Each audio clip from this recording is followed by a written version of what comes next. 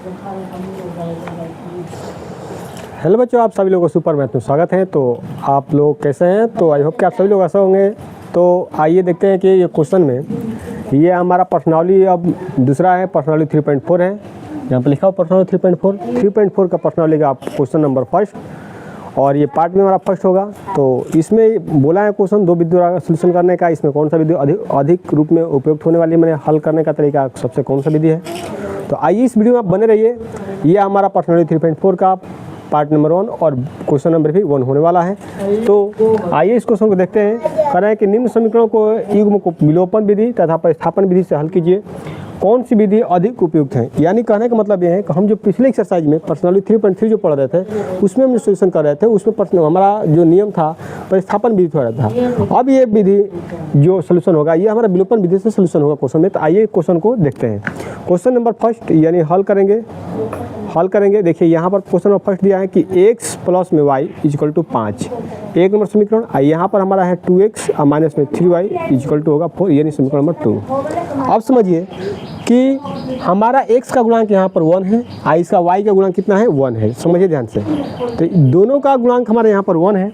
और कोई भी चर राशि का या अल्फाबेट का आगे कोएफिशिएंट कुछ नहीं रहता है, यानी गुणांक कुछ नहीं रहता है, वहाँ पर 1 माना जाता है। और दूसरे समीकरण में x का कोएफिशिएंट यानी गुणांक 2 है, इसका 3 का y का माइनस में 3 है इक्वल टू 4। तो इसमें हम बराबर क्या करेंगे, अगर हम जिस किसी x या y को कटाना होगा तो करेंगे क्या, x का गुणांक रहेगा तो x का गुणांक रहेगा उस गुणांक से सारे अवयव में गुणा करा देंगे, यानी समीकरण में गुणा करा देंगे। एक नंबर समीकरण 1 से है तो 1 से इसमें गुणा करेंगे सारे में। तो हम क्या करेंगे कि समीकरण 2 में तो हमारा x का गुणांक 2 है, लेकिन समीकरण 1 में x गुणांक क्या है 1 है।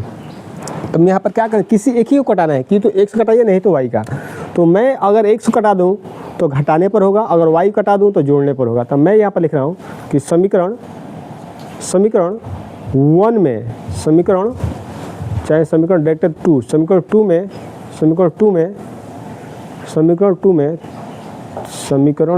में लिखूँ। समीकरण 1 में 3 से गुणा करने पर क्यों, क्योंकि यहाँ पर प्लस है यहाँ पर माइनस है, तो हमारा डायरेक्ट जोड़ेंगे तो आंसर क्या कट जाएगा, तो 100। तो यहाँ पर 3 से गुणा, जो देखिए जितना गुणांक रहेगा उसी से, दिमाग ज़्यादा नहीं लगाना है। ये 3 है ना, तो 3 ही सार में गुणा कराइए। तो ये हमारा हो जाएगा 3x आप प्लस में हो जाएगा 3y इक्वल टू 15। तो ये समीकरण में होगा थर्ड। और 2 को लिखिए यहाँ पर 2x और माइनस में 3y इक्वल टू हो जाएगा 4, ये समीकरण नंबर सेकंड है। अब यहाँ पर ऐसे लिखिए यहाँ पर जोड़ने पर, क्या लिखिए जोड़ने पर। तो ये हमारा प्लस माइनस कैंसिल हो गया, 3 2 5 हो गया, 3 2 5x। और यहाँ पर देखिए 15 में 4 गया कितना हो गया 11, यानी x का वैल्यू हम निकालेंगे तो 11 बट्टा में क्या हो जाएगा 5 हो जाएगा। ये हमारा कंसेप्ट, x का वैल्यू आसानी से निकल गया। हम x का मान क्या करेंगे, x का मान समीकरण किस में रख दूँ, सेकंड में, समीकरण सेकंड में रखने पर बात समझिए। समीकरण सेकंड में रखेंगे तो ये हमारा पैटर्न बनेगा क्या, कौन सा, यहाँ पर मैं मान रख रहा हूँ। तो सेकंड हमारा ये है, तो देखिए 2 इंटू x है ना, तो x समान कितना है 11 बट्टा में 5। तो यहाँ पर देखिए 11 बट्टा में 5। उसके बाद माइनस में 3y, तो माइनस में हो जाएगा 3y इक्वल टू कितना होगा 4। एलसीएम लेने आता है तो एलसीएम ले लीजिए, 5 हो जाएगा, 11 दूना का 22 हो जाएगा, माइनस 15y हो जाएगा इक्वल टू में कितना हो जाएगा 4। तो इस तरह मल्टीप्लाई कराइए, ये हमारा हो जाएगा 22 और माइनस में होगा 15y इक्वल टू 5 के 20। अब देखिए इसको इधर कर जाइए और इसको, तो 22 अब प्लस में है तो इधर आएगा तो माइनस में 20, और ये माइनस में 15y है, इधर जाएगा तो क्या होगा 15y। 22 में से 20 गया 2 होगा इक्वल टू 15y होगा। तो y इक्वल टू करेंगे तो 2 अपन में क्या होगा 15। बात समझिए,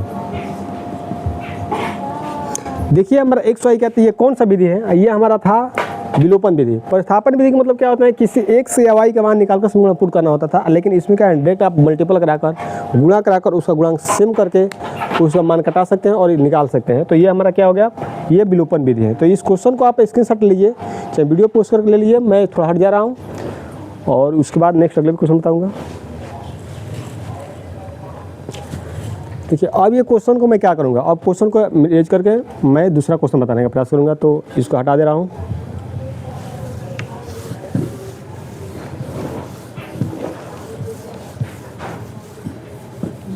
अब देखिए पहले जैसा क्वेश्चन थर्ड भी है और सेकंड भी है और थर्ड भी है, लेकिन इसमें हमारा थोड़ा आ गया है बटा। तो ये क्वेश्चन वीडियो को बच्चों को देखकर अब बटा में आ गया है। बच्चे अब सोचते हैं कि इस क्वेश्चन को कैसे करेंगे। तो आइए मैं क्वेश्चन को इसको आसान मेथड से बताने का प्रयास करते हैं। क्वेश्चन नंबर 4, तो ये हमारा होगा x अपान में 2, ये प्लस में हो जाएगा 2y अपान में 3 इक्वल टू माइनस में 1। पहले इसका एलसीएम ले लीजिए। एलसीएम होगा 6, तो ये हो जाएगा 3x, ये हो जाएगा 3x हो जाएगा, ये 2 2 जा 4 y, ये हमारा हो जाएगा इक्वल टू माइनस में 1। इसको हम मल्टीपल कराइए तो ये हमारा हो जाएगा 3x, ये हो जाएगा प्लस में 4y इक्वल टू माइनस में 6। समीकरण नंबर 1 हो गया। दूसरे स्टेप में ले लीजिए, ये हमारा हो जाएगा तथा यहाँ पर लिखेंगे x माइनस में y अपान में हो जाएगा 3 इक्वल टू में 3। एलसीएम लीजिए तो 1 3 के एलसीएम क्या होगा, 1 3 के एलसीएम जो होगा 3 होगा, तो 3x हो जाएगा माइनस में y इक्वल टू 3। इसमें ऐसा मल्टीपल कराइए तो ये हो जाएगा 3x माइनस में y इक्वल टू 3 के 9, यानी समीकरण में क्या हो गया 2। अब देखिए यहाँ पर इसमें भी समीकरण 1 में x का गुणांक 3 है, इसमें यहाँ पर भी 3 है, तो इसमें कोई डाउट होने वाला नहीं है। तो मैं डायरेक्ट यहाँ पर क्या करूँगा, निकाल दे रहा हूँ मान। क्वेश्चन 1 और 2 को लिखते हैं 3x अब प्लस में हो जाएगा 4y इक्वल टू माइनस में 6 समीकरण 1, और यहाँ पर लिखेंगे 3x अब माइनस में y इक्वल टू हो जाएगा 9 समीकरण में क्या होगा सेकंड। ये हम लिखेंगे क्या करने पर, घटाने पर। जैसे हम घटाने पर लिखेंगे तो ये हमारा जो देखिए प्लस है तो यहाँ पर सिंबल माइनस हो जाएगा, ये माइनस है तो सिंबल प्लस हो जाएगा, ये प्लस है तो सिंबल माइनस हो जाएगा।